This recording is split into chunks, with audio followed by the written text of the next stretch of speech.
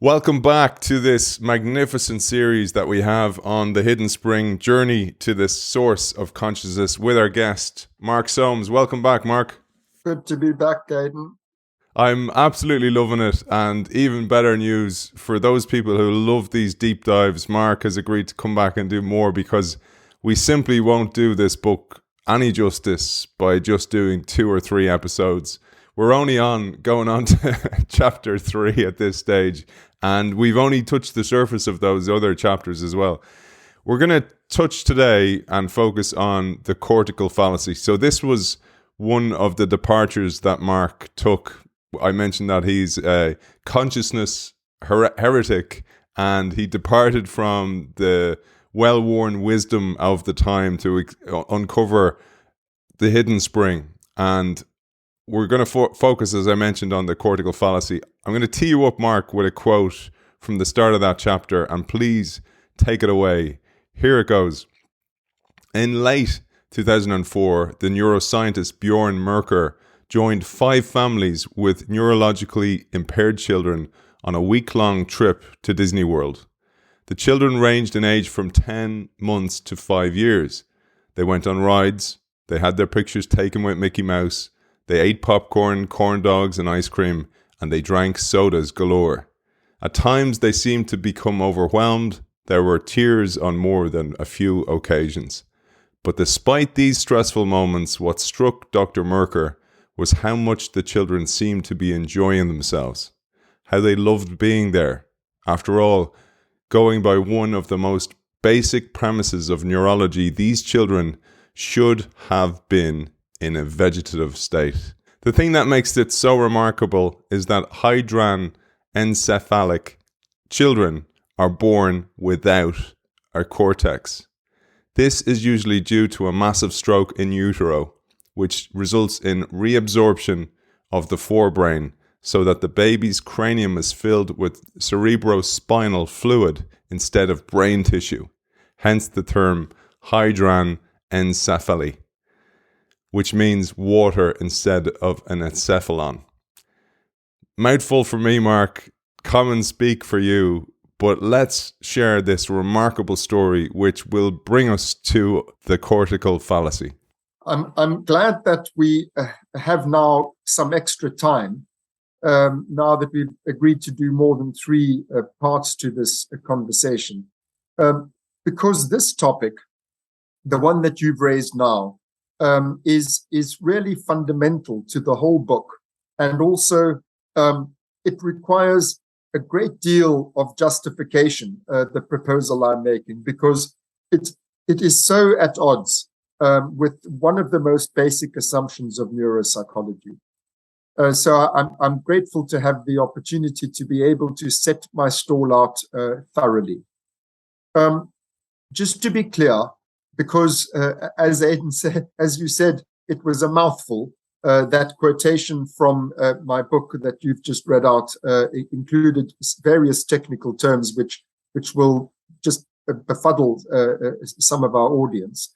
So these kids that went on that jaunt with their families and Bjorn Merker, the neuroscientist, they suffer from a condition called hydranencephaly, which means they were born without a cortex. Some of them born without a cortex and other forebrain structures, but the defining feature of this condition is that they have no cortex from birth, in fact, from before birth. It's usually due to a massive stroke before they're born, but it's sometimes due to other pathologies. But the term always refers to no cortex. Now, please understand that does not mean no brain. It means no cortex. The convolutions that fill out the cranium, that gray matter is gone, and the white tissues that connect that gray matter to the brain stem. The brain stem is intact. So the much simpler, much more ancient part of the brain at the bottom that joins the brain to the spinal cord, that is preserved. It's entirely normal. but the cortex is gone. Why that's so terribly important is because we have believed, literally for centuries, that the cortex is the seat of consciousness. And if that were the case, if it's true that the cortex is the seat of consciousness, then children who are born with no cortex should be born with no consciousness. In the extreme, that would imply they should be unconscious. In other words, they should be comatose. But at the very least, what it should imply is that they suffer from something called persistent vegetative state, which is also known by the phrase non-responsive wakefulness. Why they might not be expected to be in a coma, but rather in a vegetative state, is because the vegetative functions, in other words, the autonomic reflexive functions of the lower brain, of the brain stem, include the sleep-waking cycle. The sleep-waking cycle is a automatized clockwork, more or less, and so it's possible, it's theoretically possible that even if all you have is a brain stem, that you might still have this vegetative cycle between sleep and waking. But crucially, you have to understand that when I say waking, in the autonomic sense of the word, it would be blank wakefulness. That's the vegetative state, as I said, is also called non-responsive wakefulness. In other words, there's wakefulness, but there's nobody home. There's no responsivity. There's no interaction with the world, no perception, no memory, no thought, no volition. That's what the persistent vegetative state looks like. So I've seen and cared for many such patients, how they're kept alive on life support. They lie prone in bed 24 hours a day. Obviously, we have to turn them to prevent them from getting bed sores. But the crucial thing is that they show no initiative. They show no movement. They show no interest in the world. They don't track objects with their eyes. They're just completely blank. The only thing that distinguishes them from comatose patients is that they go to sleep at night, and in the morning, their eyes open. They just lie there blankly, and then at night, they go to sleep again. So if the cortex were the seat of consciousness, the most you could expect of these children born without cortex is that they would be in that state. Now, why I devote a whole chapter to this topic in my book, and open that chapter with the passage that Aidan read to you, is that that is not what happens. That prediction is not confirmed. Therefore, there's something wrong with the hypothesis. If the hypothesis that the cortex is the seat of consciousness, because those children that Aidan just described to you, eating corn dogs and drinking soda pop and enjoying Mickey Mouse and so on, they've got no cortex. So how does that happen? They are not only aware of things going on around them, they respond to those things. And they respond to those things appropriately, by which I mean they show appropriate emotion. And that's the crucial thing. They're not unconscious. Their consciousness is not blank. It is filled with content and quality, not the same as yours and mine. I'm not saying that these children are normal. I'm not saying that their consciousness is normal. I'm saying that consciousness is present. In other words, they wake up in the morning and they go to sleep at night. In fact, these kids, unfortunately, also have seizure disorders. So they lose consciousness when they have a seizure. And even their parents can see that she's gone, she's back again. But not only do they show consciousness in that sense of wakefulness, but they also show feeling. So there's a quality to that wakefulness. It's not blank. There's a content to that wakefulness. It's not just a level of arousal that sort of switches on the lights. there are different colors in those lights, and there are events that are happening, and the children are responding to those events, and they're responding to them emotionally. So that, for example, if you in my book, I show the photograph of a little girl with no cortex, and her baby brother is placed on her lap, and she goes, "Ah," she likes it, you know. Then you take the baby brother away, she goes, "Ah, ah, ah, ah," she complains. Then you tickle her, and she giggles, and then you give her a fright, and she startles, etc. You know, I'm just randomly giving you examples of what I mean by appropriate emotional responses. They even play with toys. You know, they're very, very impaired. They can't. They're wheelchair bound. But if you put this little frame over the wheelchair with little toys hanging there, they hit the toys and they gurgle with delight. You know, and like with the little brother, you take the toys away, they complain and they look, where's the toy, and so on. So by no stretch of the imagination can these children be described as unconscious, even if the word unconscious is limited to non-responsive wakefulness. There's no way you can describe them as non-responsive. So there's only one possible conclusion that can be drawn from this set of observations, because I'm not describing one child. I'm describing, you know, a whole lots of kids who are born without cortex. This is how they are. This is the only ones who are non-responsive are the ones who are treated as if they're in a vegetative state. And it upsets me to even tell you this. But in the old days, by which I mean, you know, from the 1980s backwards, because it was only in the 1990s that a wonderful pediatric neurologist by the name of David Schumann, he said, maybe these kids are so unresponsive because nobody's interacting with them. They just leave them, you know, like Romanian orphans. There's nothing wrong with the Romanian orphans' brains, but they were just completely and utterly neglected. And so eventually they just fade away. And Schumann was saying, well, maybe this is a self-fulfilling prophecy. Maybe if we actually treat these kids as if there's somebody at home, you know, and this was in the context of the whole of our, in neurology, there was a whole lot of rethinking of what do we mean by coma? How do we know there's nobody there? And there were some shocking discoveries, like, for example, the locked-in syndrome, where the patients were completely unable to move. I mean, literally unable to lift a finger.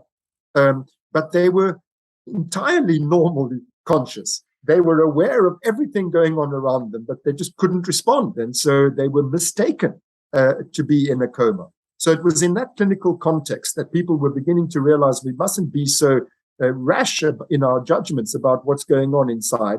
You know, we need to probe it more. So Schumann did so, and then found that these babies are responsive. And then as they grow up in toddlerhood and, you know, into childhood, and, you know, some of them live well into adolescence and so on, that they are fully responsive, emotional beings. And it's really shocking. I mean, I keep on being distracted by the ethical implications of what we're talking about. I had a colleague in Australia who had she was a medical colleague, a psychiatrist who had a child with hydranencephaly, and the child needed an operation on its skull because the fontanelle failed to close. And the neurosurgeon said to her, the child doesn't need an anesthetic because it's got no cortex, it's unconscious. You know, I mean, this is the kind of thing. This is not a philosophical matter, you know. So the only possible conclusion we can come to is that the brain stem is responsible not only for reflexes. It's not just an automaton. It's not just a machine. It's not just a vegetable. That's where the word vegetative state comes from. That there is some form of sentience, some form of conscious presence that's generated by the brainstem. And that form of conscious presence is feeling. In other words, I'm not saying these kids have normal perception, memory, thought, anything of that kind. All I'm saying is that the evidence suggests that they are conscious in the sense that they have raw feelings and that they don't just have good and bad feelings. They have a variety of feelings, and they display behaviorally, they display those feelings in situationally appropriate fashion.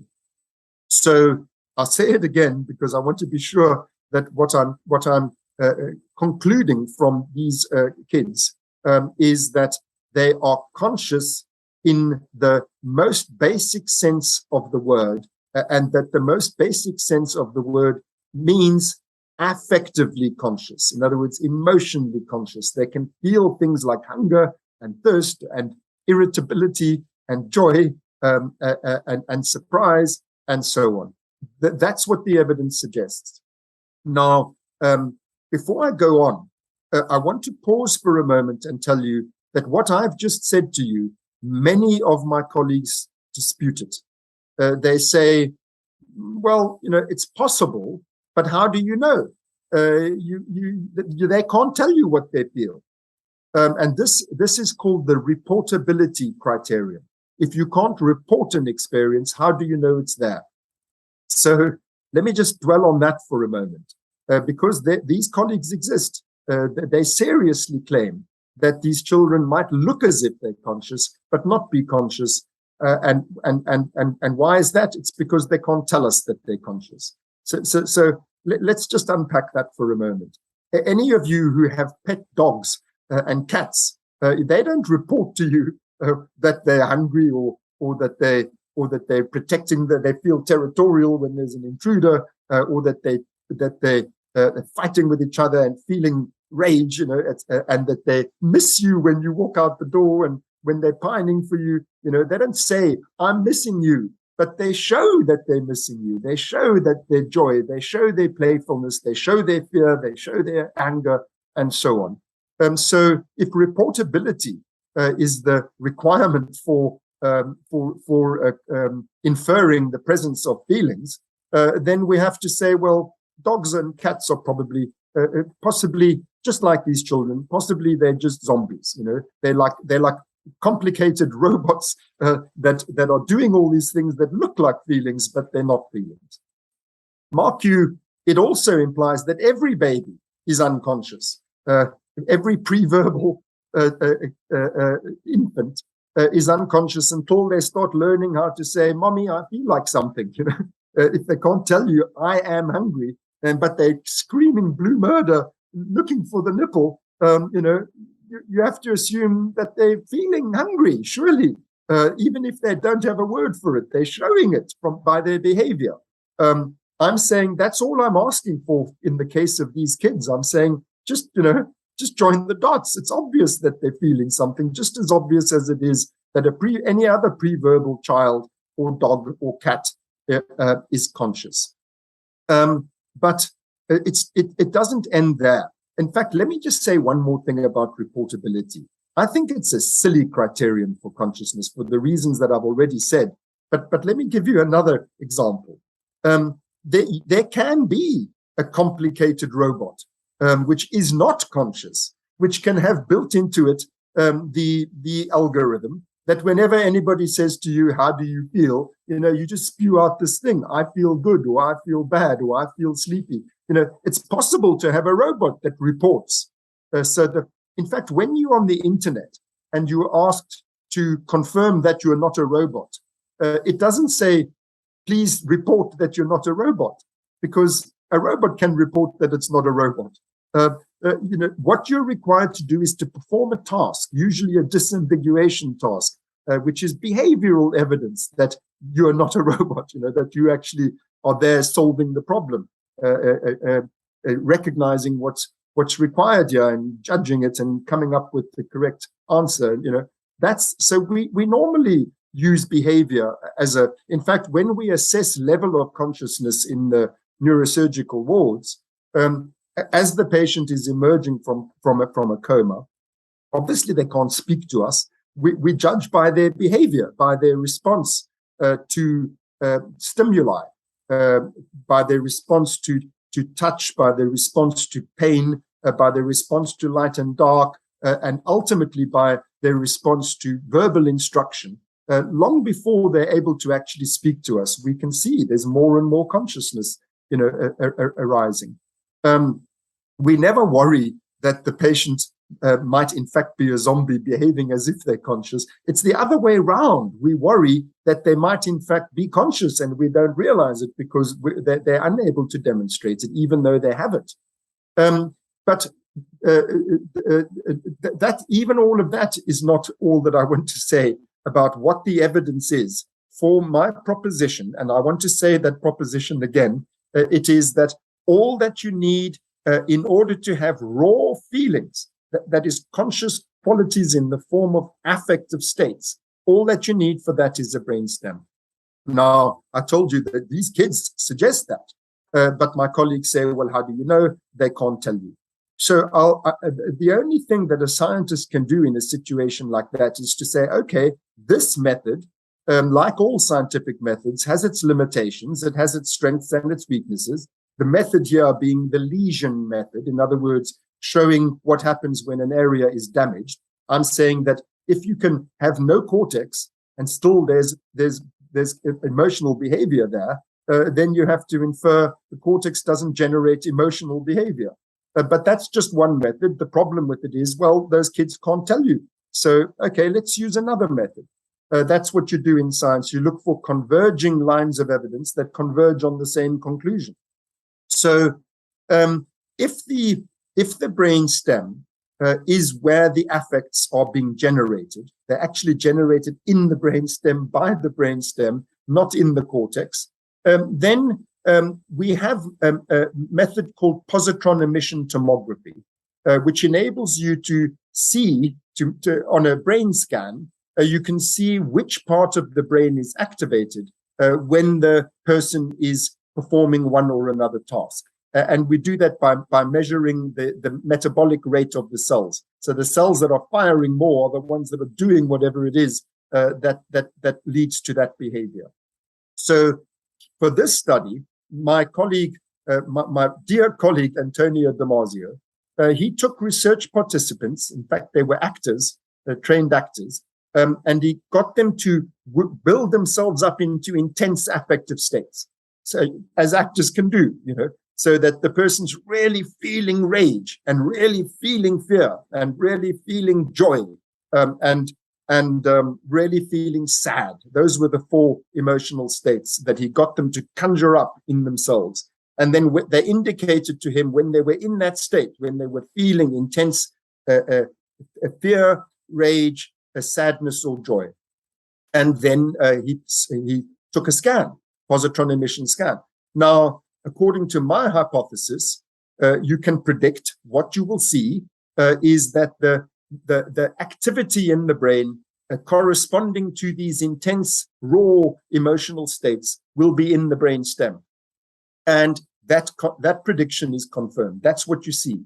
The cortex is not what lights up. It's the brain stem. In all 4 of those affects, the cells that fire when you're in that state are subcortical and primarily in the brain stem. So that's the second method. Let's look at a third method. This method, please remember, if it was the cortex that was responsible for feeling, then you would expect the brain activity to be cortical.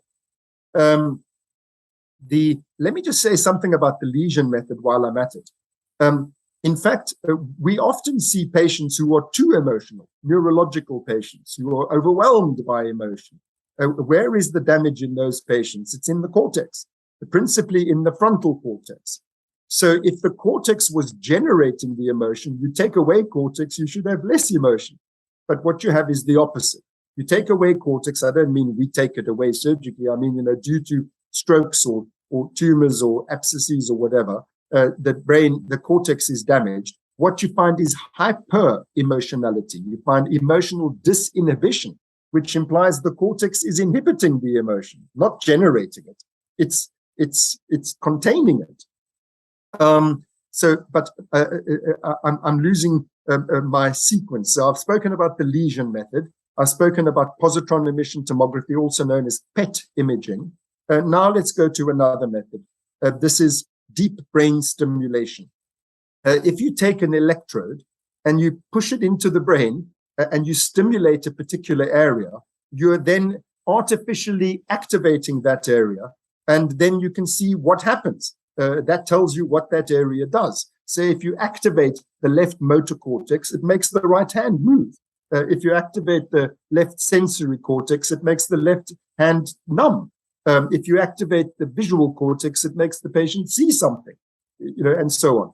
So if you put an electrode deep into the brain stem, into some nuclei called the reticular activating system, which I mentioned in part 1 of this conversation, if you put the electrode into the reticular activating system, what you would predict on my theory is that you will generate an intense emotional state.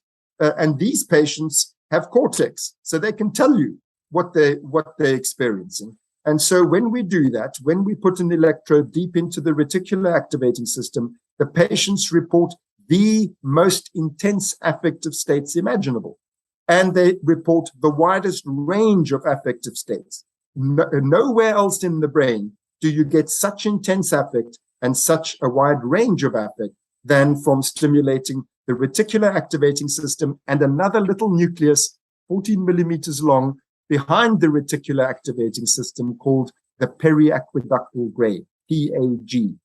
So just so that you understand what I'm saying, if you apply similar brain stimulation to the cortex, you get no affect. You occasionally get mild, muted little affects. You might get like a thought about an affect, but you don't get these overwhelming fears, rages, orgasms, you name it. Every kind of intense affectivity under the sun is generated by stimulating those nuclei. Now, my colleagues who do animal experiments, they've done this on all sorts of animals, and we've mapped out on the basis of that not only that where in the brain you can generate these intense affects, but also which part of the brain stem generates which affect. So they're specific. This one you'd stimulate it and it causes intense fear. This one you stimulate it, it causes intense rage. This one you stimulate it, it causes intense playfulness. This one orgasm. This one hunger. This one thirst, and so on. So it seems as if these intricate nuclei in the reticular activating system and PAG are where all this affective circuitry is compactly where it resides.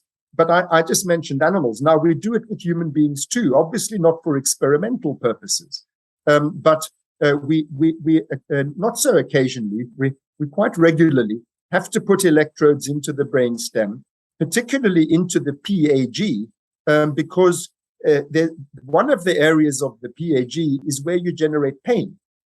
And so patients who have chronic pain syndromes, for whom we can do nothing else works, we put an electrode into that pain-specific part of the PAG, and we give a high voltage stimulus, which blocks high voltage stimuli block activity in that part of the brain. So we use it as an analgesic.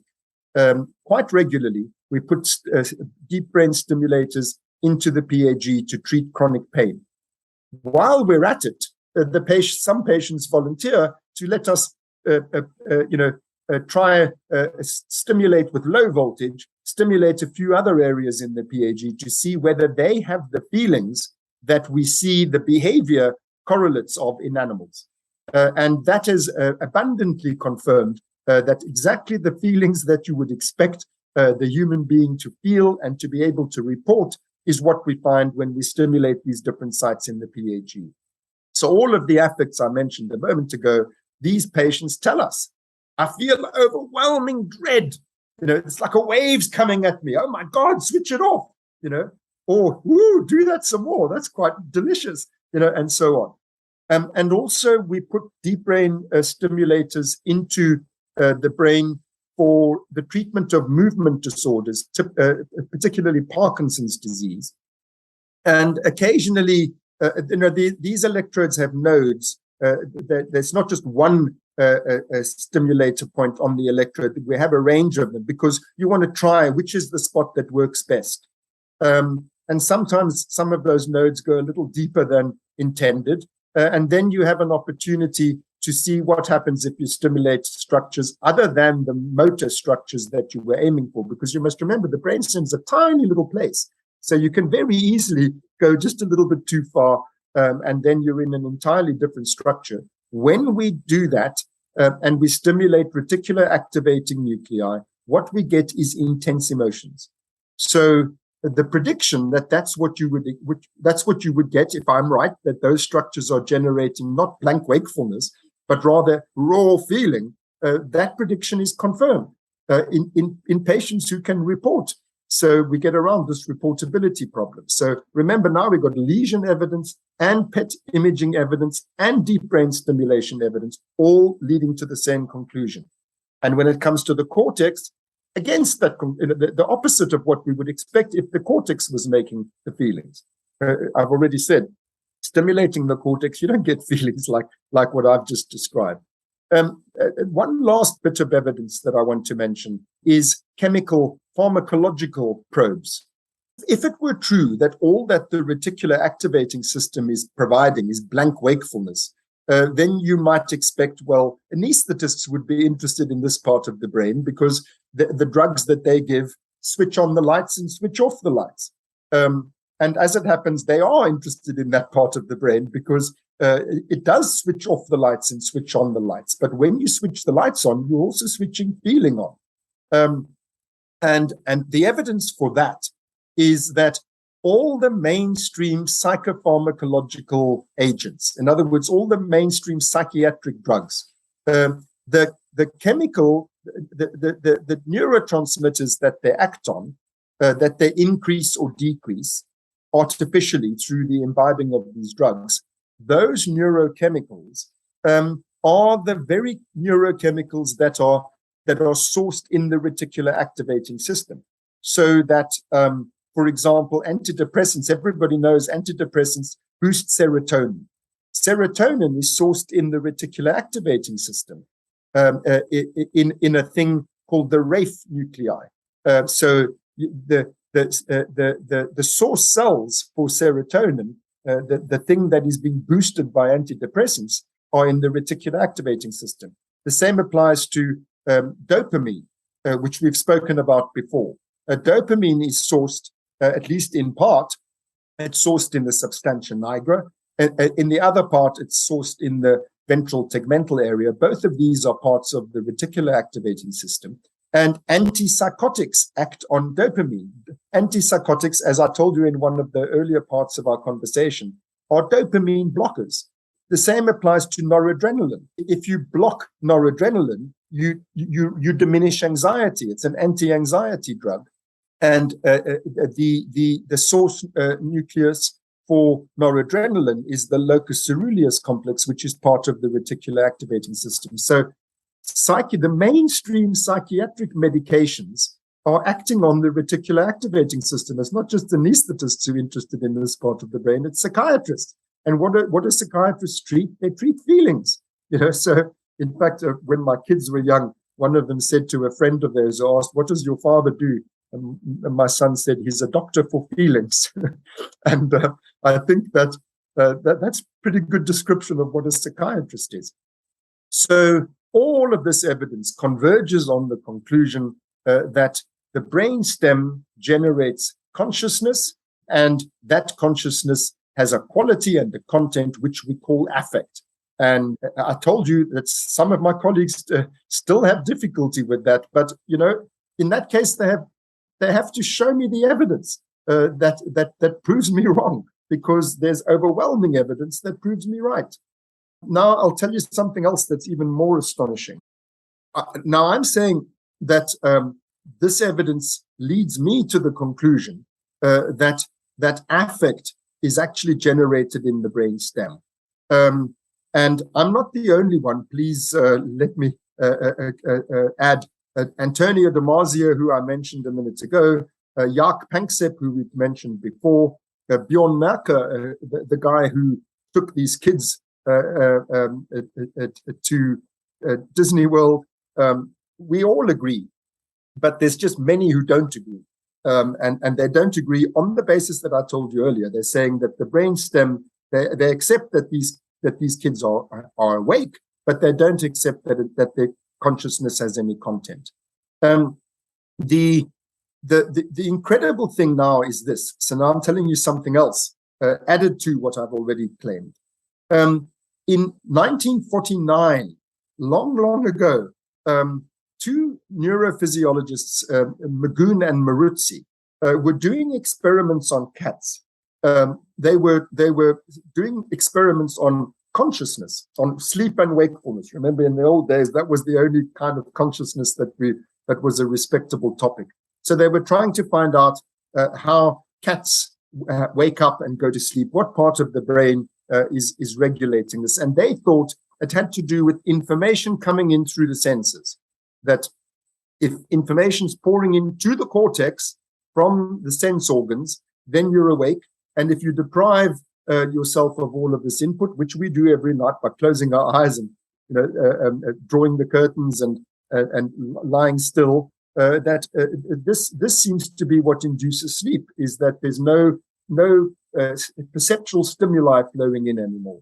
So that's what McCullen and Maruzzi believed would apply to these cats, just as we all did. But what they found was completely unexpected, that you can deprive cats of sensory stimuli. You can do it by ghoulish experiments. They carry on being awake.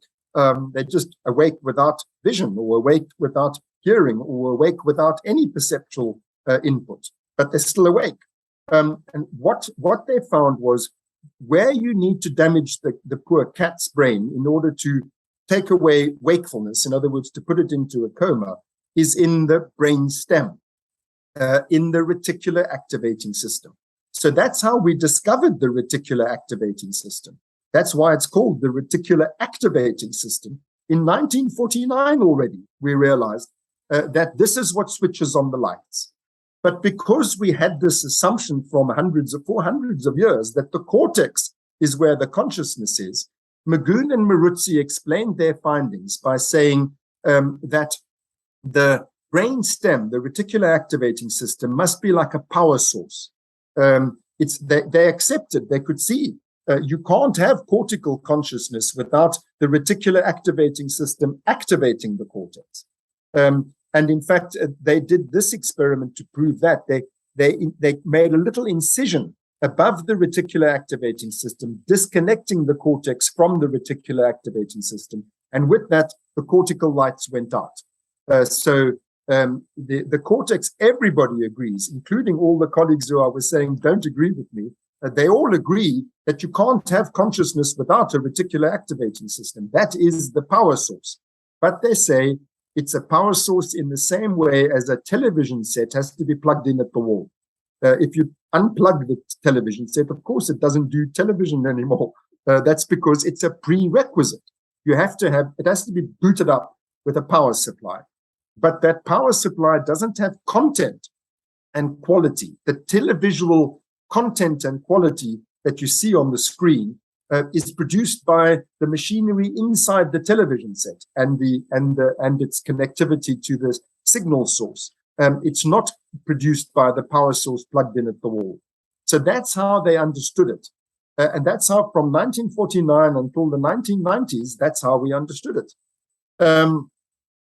That's why the evidence that I've just outlined for you, not just the hydranencephaly kids, but the gamut of evidence that I've summarized for you, that's why it's so important, because it shows that it's not just a power source, or if you want to call the reticular activating system the power source of cortical consciousness, that's fine, as long as you accept that that power source has a quality and a content.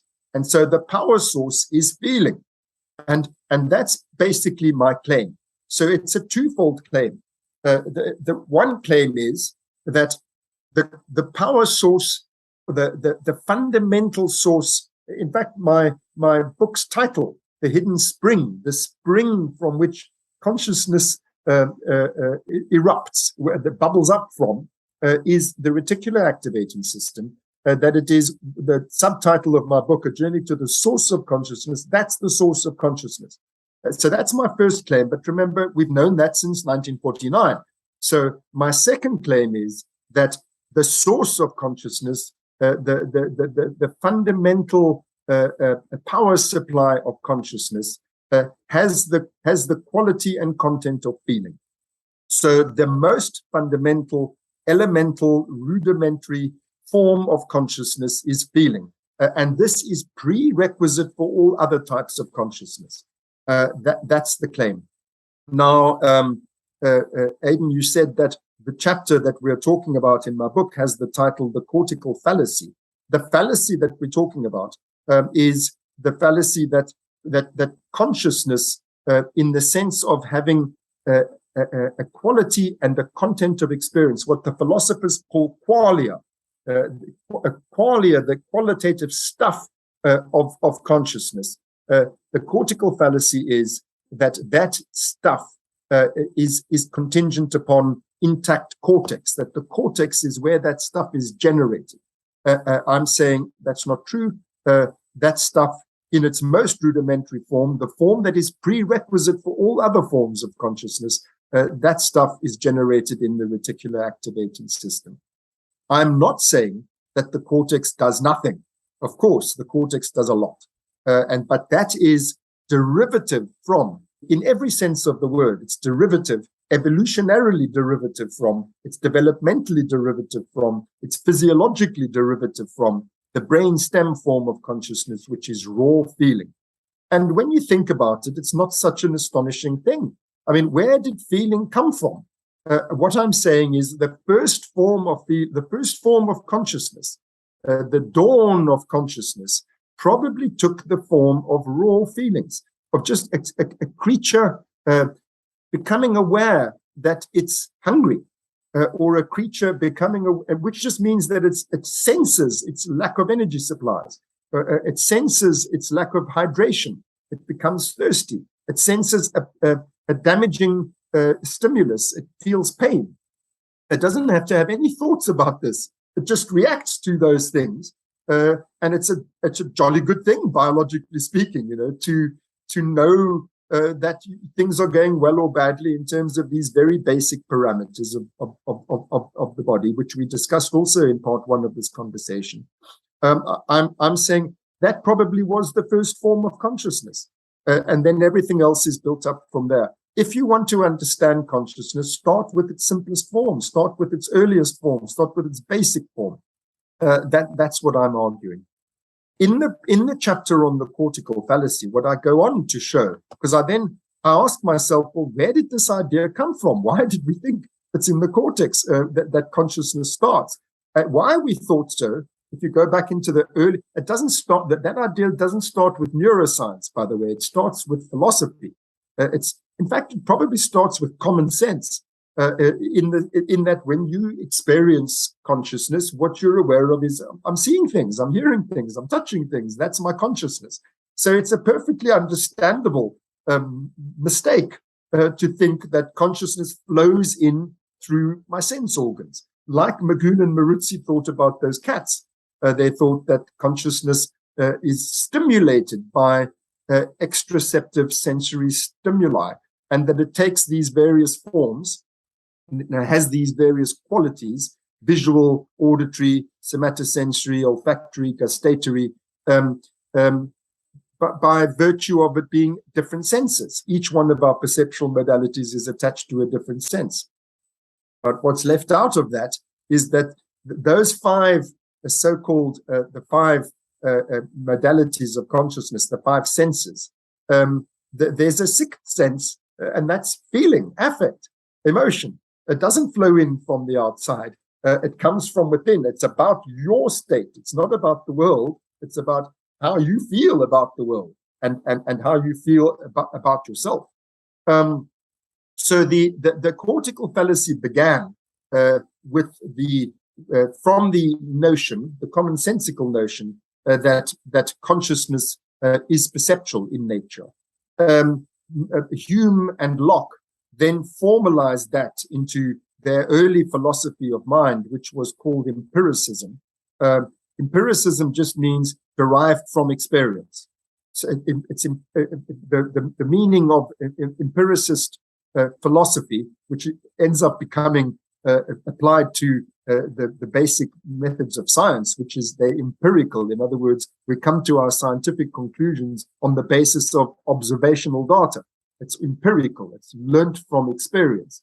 Their philosophy was that the mind is empirical in the sense that it's derived from experience. So not just these perceptual inputs, but memory traces, impressions, as they call them.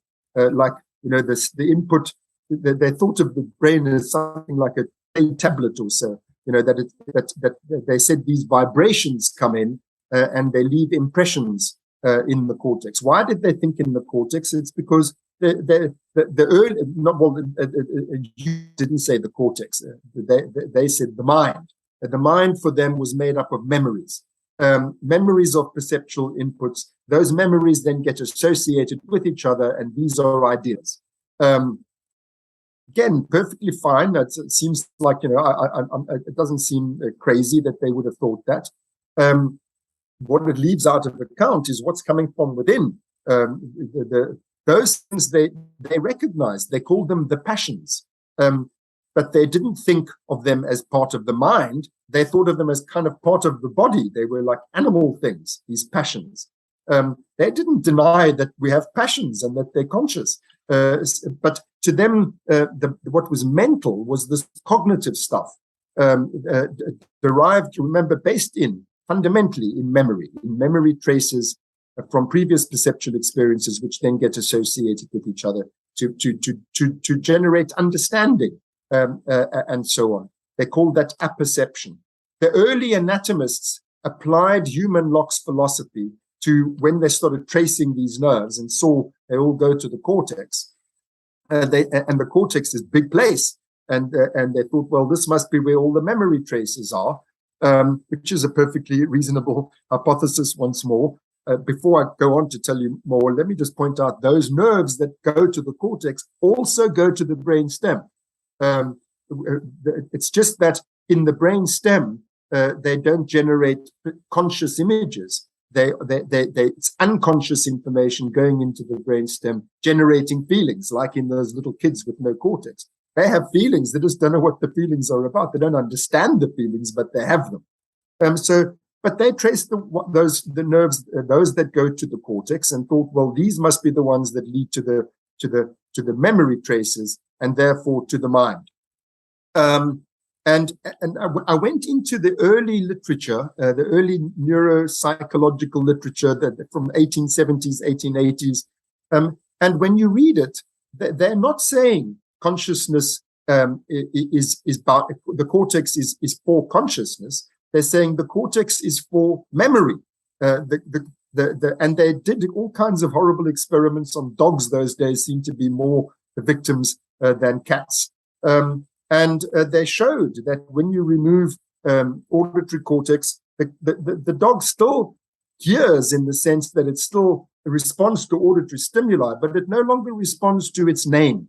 The scientist who made this observation, his name was Goltz.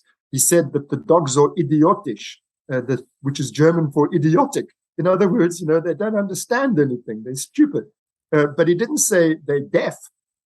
Likewise, with visual cortex, the dogs are not blind. They still are able to avoid objects. They're still able to navigate the world visually, but they no longer recognize that's my feeding bowl, that's my owner, and so on. So they're not blind, but they show no visual understanding. The German term for those dogs was Seelenblindheit. In other words, mind blindness. And the hearing, they called it Seelentaubheit, mind deafness, not deafness, mind deafness, which shows lack of understanding, not lack of raw sensation.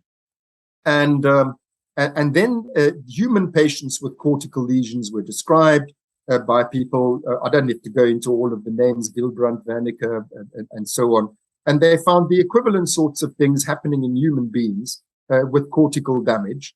But they didn't describe it in terms of raw sensation. They described it in terms of understanding. While I'm at it, I must just mention Freud was a neuroscientist and anatomist and a neuropsychologist in those years, and he played a part in all of that. In fact, what we originally called mind blindness, Freud renamed agnosia, visual agnosia, he called it, and that became the standard name for it. So, in fact, all along, just because for the empiricist philosophers, the notion of a mind was intimately bound up with the notion of memory, of learning from experience. The two things became conflated. Mind is consciousness, therefore the cortex is the organ of consciousness. But really, the cortex is the organ of memory, of a particular kind of memory, what we call declarative memory, which is memory that you can be aware of. There was an article that came out just, I think, last week in the neuropsychological literature. Everyone's very excited about it because it's showing that cortical consciousness is not here and now. It's actually just a few seconds later than here and now. It's actually, or half a second later, sort of 500 milliseconds later than the here and now. And that it's actually a replaying of what's just happened. In other words, cortical consciousness is actually memory. Well, I'm glad to say Aidan will vouch for me. That's what I said in my book 1 year ago, that cortex is actually the organ of memory. And those memories are rendered conscious when they are aroused by the reticular activating system. Otherwise, the cortex processes these memories unconsciously.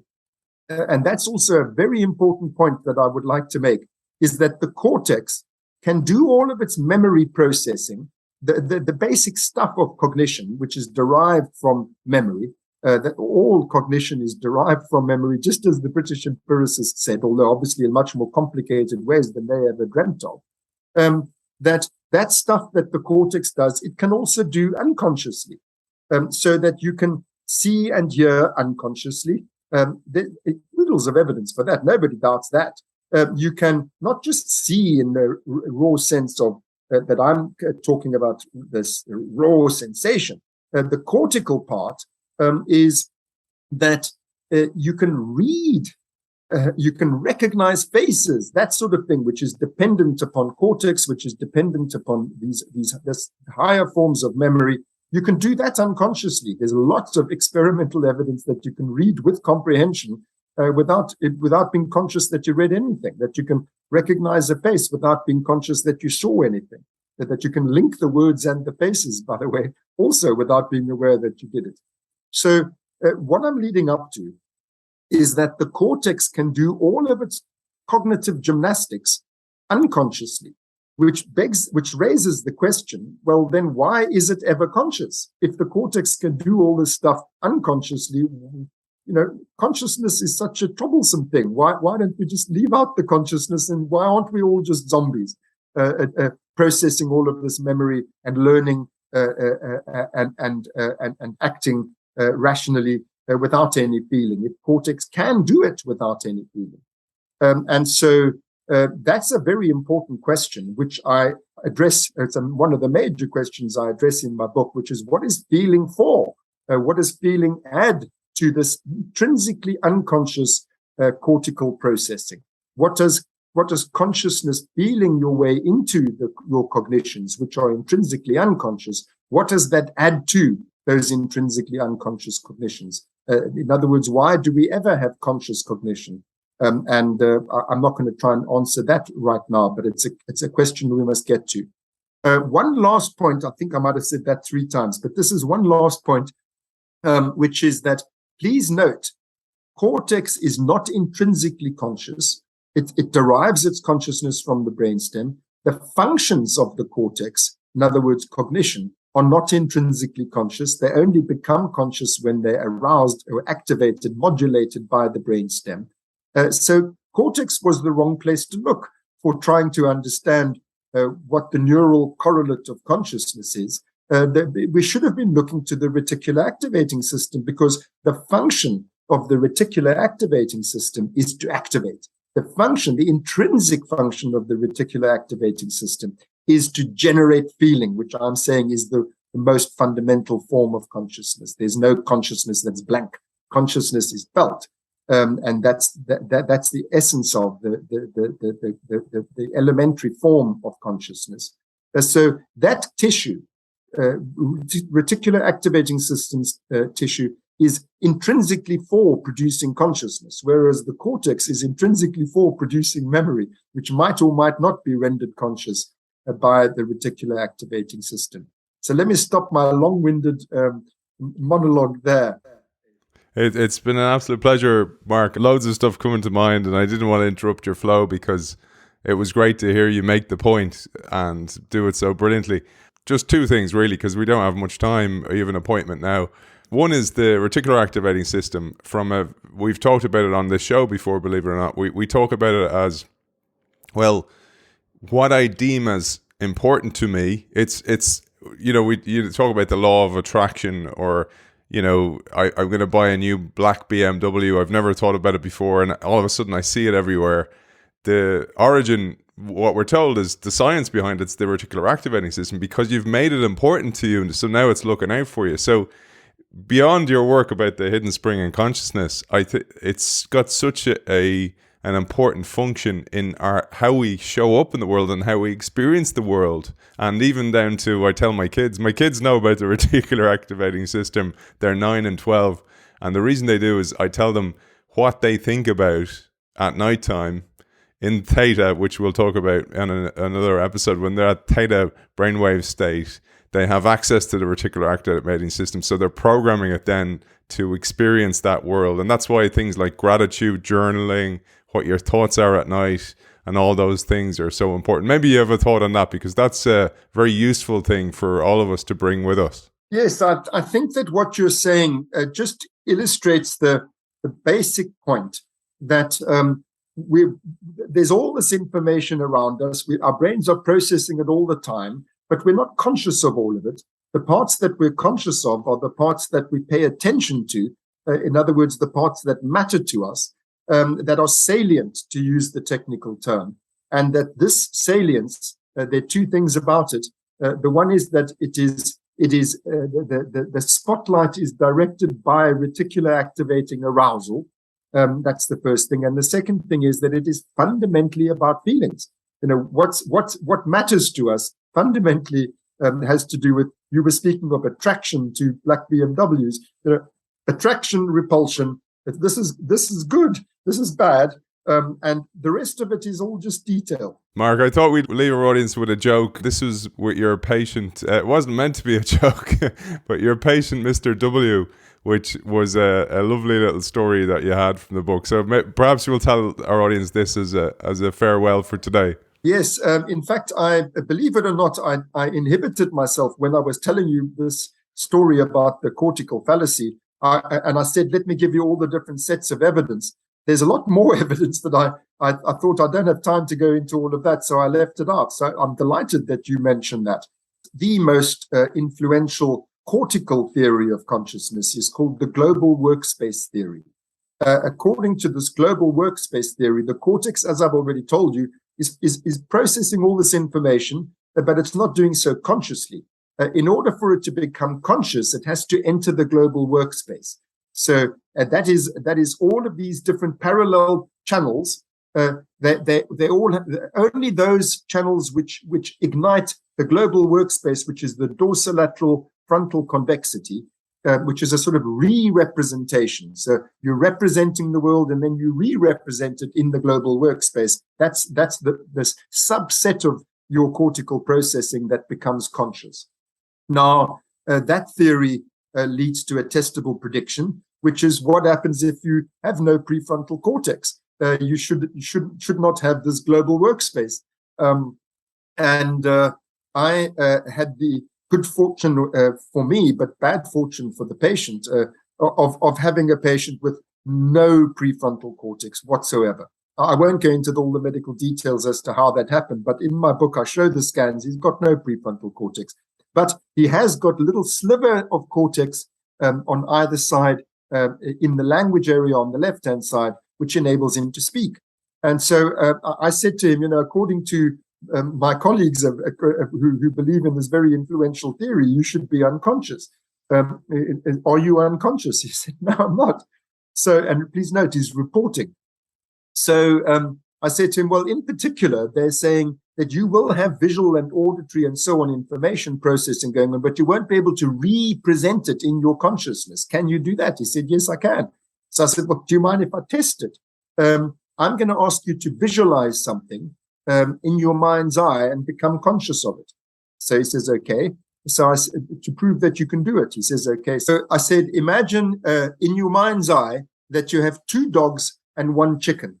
And it's an odd situation because I wanted it to be something that he hadn't thought of before. And so, to prove, he's picturing it here and now. So I said, imagine you have 2 dogs and 1 chicken. He says, yes. I said, are you picturing it now? He says, yes. I said, can you now count the legs? How many legs do you see in total? And of course, the answer is 10. 2 dogs and 1 chicken. So he said, you can imagine my disappointment. He said 8. And I said, 8? And he said, yes, the dogs ate the chicken. And as you say, he delivered that punchline with a mischievous grin. Sounds like he was conscious and sounds like context to me. And please note feelings. It's a common thing with these patients with frontal damage that they tell puerile jokes. It's called Witzelsucht.